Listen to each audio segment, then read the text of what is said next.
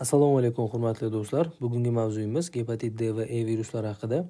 Demak, gepatit D virusimiz bu delta viruslar oilasiga kiruvchi RNKli virus hisoblanadi hamda o'zida qobiq mavjud, envelop saqlaydi. Aynan shu envelop saqlaganligi uchun ham fekal oral yo'l bilan yuqmaydi. Chunki oshqozonni kislotali muhitida envelop parchalanib ketishi mumkin va virus halok bo'lishi mumkin. Shuning uchun ham bu xuddi gepatit B virusi kabi 3 ta yo'l orqali yuqadi.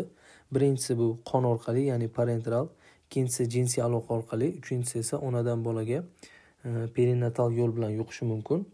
Demak, xuddi gepatit B virusi kabi yuqar ekan. Demak, mana shu gepatit D virusi o'zini yuzasida surface proteinlariga ham ega emas. Mana shu gepatitlarga kirib zararlanishi uchun aynan bunga gepatit B virusining antigenlari kerak bo'ladi. Mana shu gepatit B virusining antigenlaridan foydalanib aynan gepatitlarga kirishi mumkin. Endi agar organizmga gepatit B virusi bilan kiradigan bo'lsa, kasallik keltirib chiqarishi mumkin. Aks holda o'zi yakka holatga kirganda kasallik keltirib chiqara olmaydi. Endi bu yerda inkubatsion davri ko'rsatilgan. Agar gepatit B virusi fonida kelib chiqadigan bo'lsa, superinfeksiyaga sababchi bo'ladi-da, inkubatsion davri qisqa davom etadi. Agar bir vaqtda gepatit B virusi bilan mana shu gepatit D virusi organizmga kiradigan bo'lsa, bunda koinfeksiya kuzatiladi hamda inkubatsion davri uzoq davom etadi. Klinik namoyon bo'lishi xuddi gepatit B virusiga o'xshash hamda gepatosellular karsinomi ham xavfi mavjud. Jigar biopsiyasida ko'radigan bo'lsak, gepatit B ga o'xshash granulyar eozinofillik ground glass appearance ni ko'rishimiz mumkin bo'ladi.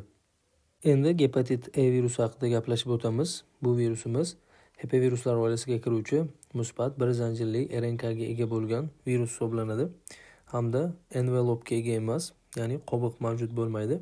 Shuning uchun ham fekal oral yo'l bilan yuqishi mumkin, ya'ni oshqozon kislotasi muhitiga chidamli, asosan suv havzalaridan yuqadi.